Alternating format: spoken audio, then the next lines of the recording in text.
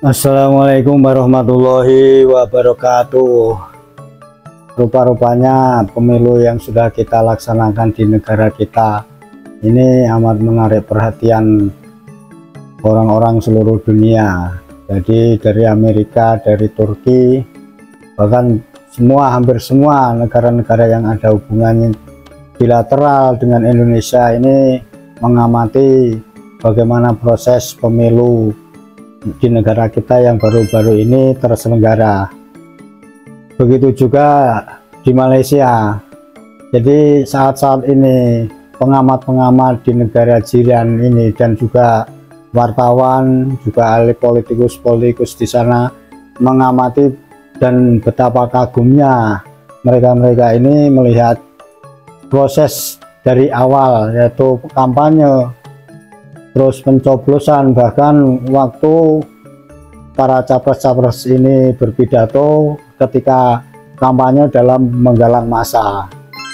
Panas, seru, dan tentu menakjubkan karena setelah pemilu ini berhasil selesai, itu negara kita ini tetap dalam keadaan aman, nyaman, dan anak-anak bangsa tetap rukun.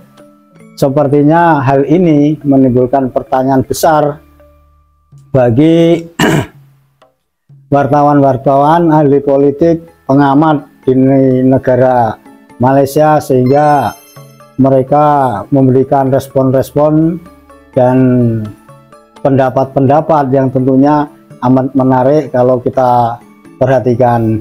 Jadi saya mendapatkan video ini dari channel yang saya tulis di deskripsi.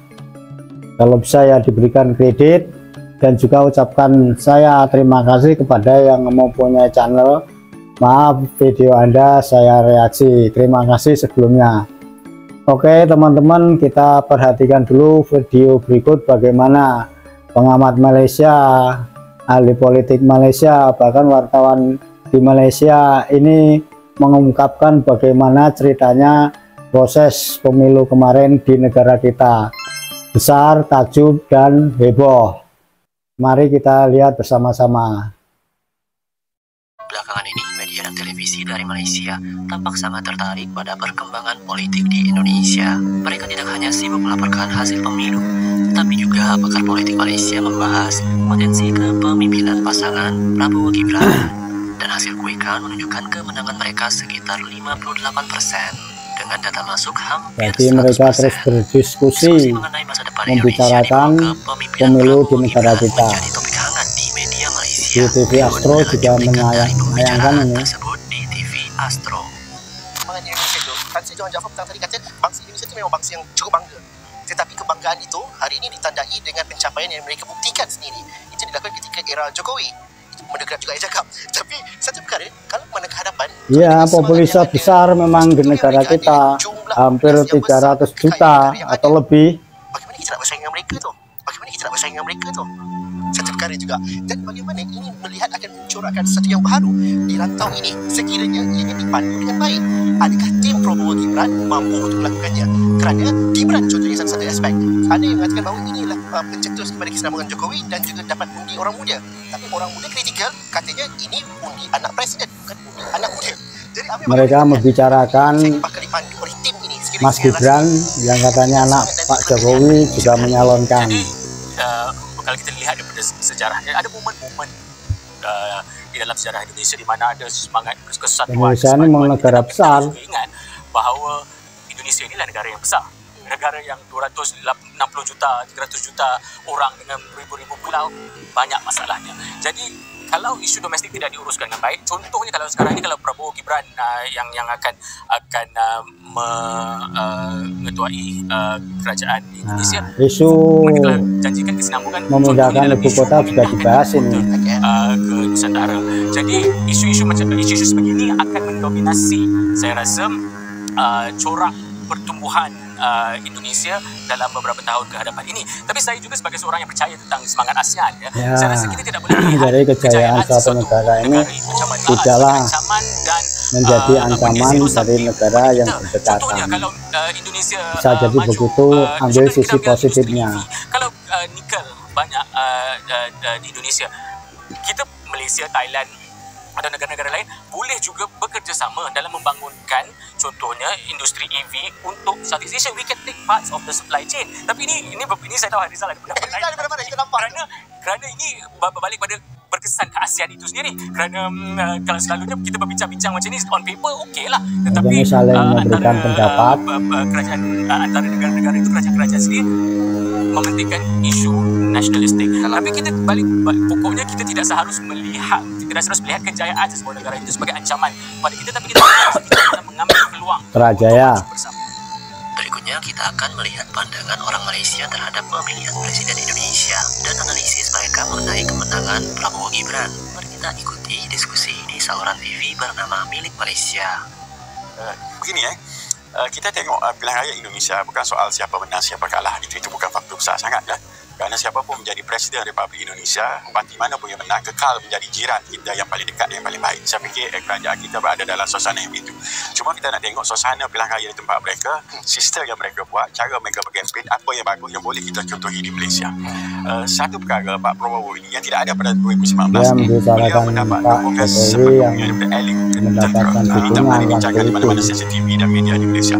Kalau 2014, 2019, walaupun beliau tu bekas Panglima Kopassus ini komando pasukan khusus Lieutenant Jeneral Bintang 3. Tapi sebenarnya jenderal-jenderal di atas beliau tidak menyokong beliau 2014, 2019. Tetapi hari ini saya perhatikan lebih pada 90% yang tidak menyokong yang 2019 bersama beliau. Pada waktu itu kita dah bincang di kalangan ahli akademik dan intelektual yang kaji tentang Indonesia, baik di Singapura, kawan-kawan kita di Melbourne dan sebagainya. Kita mengatakan ini petanda beliau akan menang. Yang kedua adalah media. 2019 beliau tidak ada sokong oleh media. Hampir semua media besar tidak meliput kalau ada momen-momen seperti ini. Pemimpin media itu sebahagian daripada penyokong tegarnya hari ini. Itu. Dan faktor yang ketiga sudah tentulah kerana endorse daripada Presiden Jokowi itu sendiri. Jadi saya fikir banyak lagi faktor lain, tapi inilah antara faktor besar yang menyebabkan beliau imej beliau telah bertukar, beliau boleh menang dengan begitu mudah dan sebagainya. Cuma dalam survey semua orang kata dia menang. Cuma orang tak berani mengatakan sama ada beliau menang mudah atau menang dalam susah. Maksud menang mudah, menang satu putaran. Apa maksud menang satu putaran? Betul. Kalau mau menang mendapatkan 50 lebih 1. Betul. Itu dia punya. Dan mana-mana survey yang dibuat, beliau dapat 46, 48, 49 dan dekat dengan minggu bertenang 10 hari bulan itu. Ada 3 survey utama telah menetapkan beliau berjaya mendapat 51%. Dan ada yang belum buat keputusan dalam 11-12. Jadi tidak terkejutlah kalau keputusan itu ada pada hari ini beliau mendahului. Dan kita perlu fahami dalam konteks Indonesia, quick count ini sebenarnya tak jauh bezanya dengan keputusan rasmi yang akan diumumkan nanti. Kalau beza pun 1 hingga 2% saja. Mengenai tentang hitung cepat atau quick count, memang benar bahwa hasilnya tidak akan selalu Air India is back under new ownership and Tata Group is in the middle of a huge rebuild of the airline. Today, Memang benar bahwa hasilnya tidak akan selalu berbeda dengan hasil perhitungan resmi KPU nanti karena margin errornya itu sekitar 1%. Namun Prabowo Gibran didukung oleh semua media di Indonesia adalah keliru. Sebagian besar media utama Indonesia justru sangat kritis terhadap Prabowo dan Gibran. Jadi kemenangan Prabowo lebih disebabkan oleh dukungan dari Jokowi. Oleh karena itu, para pemilih dari kalangan kelas menengah bawah akhirnya mendukung Prabowo, meskipun banyak media yang bersikap kritis. Saya mengambil pandangan yang positif oleh seorang politician yang dihormati. Saya jumpa beliau. Saya kata, kenapa jadi macam ni?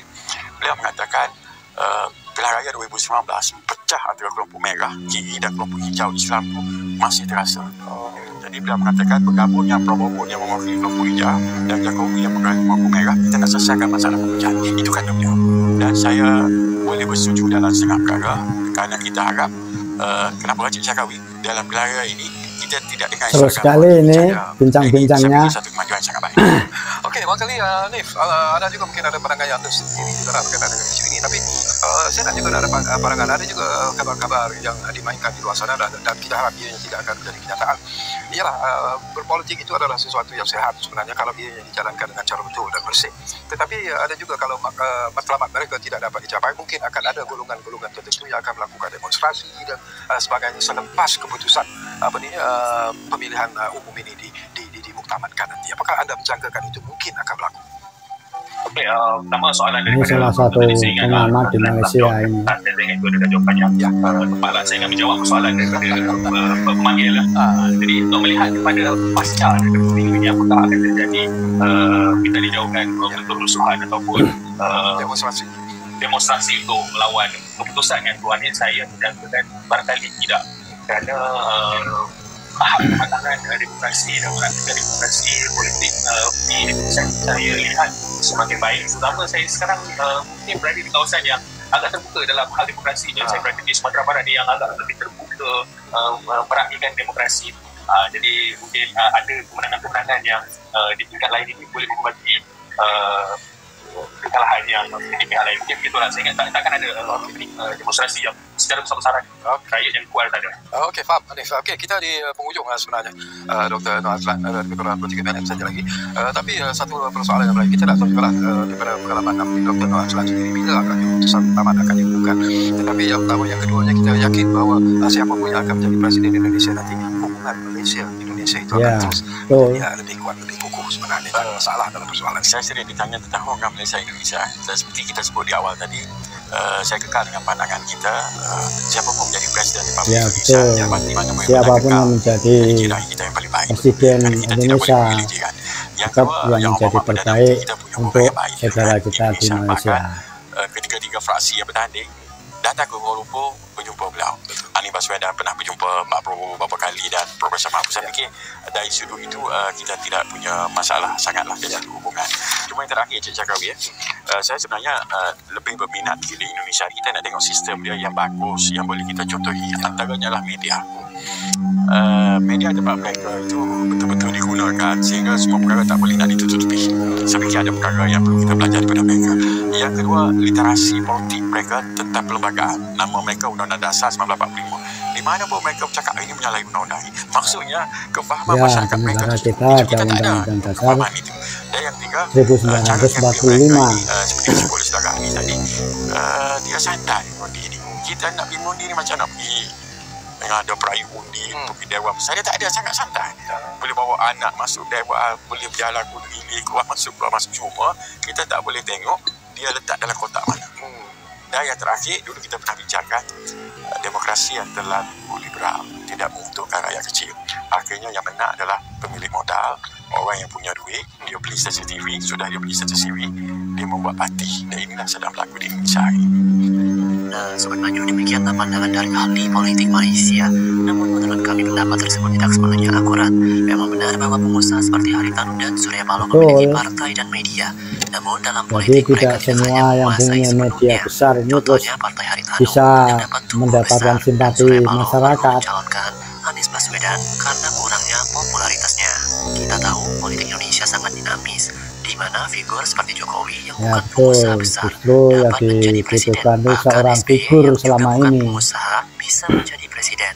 Dan Prabowo meskipun kaya juga bergantung pada dukungan Jokowi. Dengan demikian pemilihan presiden di Indonesia sangat dipengaruhi oleh popularitas. Begitulah sekilas dari pengamatan kita tentang bagaimana pengamat-pengamat di Malaysia, wartawan, politikus dalam menilai pemilu yang baru saja berlangsung di negara kita. Jadi mereka membanding-bandingkan situasi politik di negeri ini juga dibandingkan dengan negara mereka. Mungkin yang diambil dari percakapan ini, mereka mengatakan kurang lebih bisa mengambil atau mencontoh mungkin sesuatu sisi-sisi yang positif dari pesta demokrasi ini, kalau bisa mungkin diterapkan di negara mereka. Jadi seru sekali perbincangan dalam video ini, menambah wawasan kita bahwa ternyata negara kita yang besar dengan beribu pulau dan tentu saja rakyat yang begitu banyak, ratusan juta, ini dengan adanya pemilu yang besar ini penuh konflik, penuh intrik, ini setelahnya ya damai-damai saja, aman-aman saja. Yang sudah memilih, yang menang ya syukur, yang tidak ya bersabar dan tetap berdamai, tetap mendukung pemerintahan yang akan berjalan selanjutnya. Jadi supaya kita ini tetap bisa menjadi lebih baik dan lebih baik siapa tahu bisa menjadi contoh oleh negara-negara lain. Alhamdulillah sampai sekarang kita ini baik-baik saja, tidak terjadi apa-apa.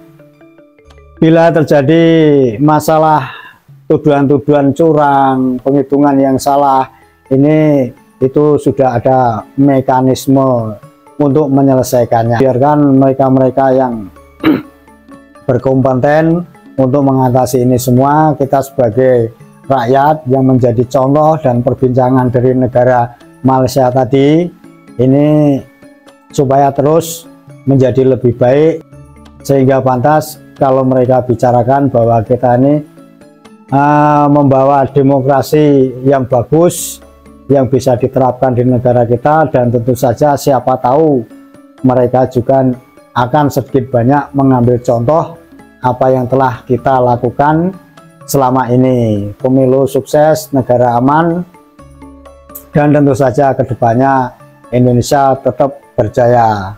Assalamualaikum warahmatullahi wabarakatuh.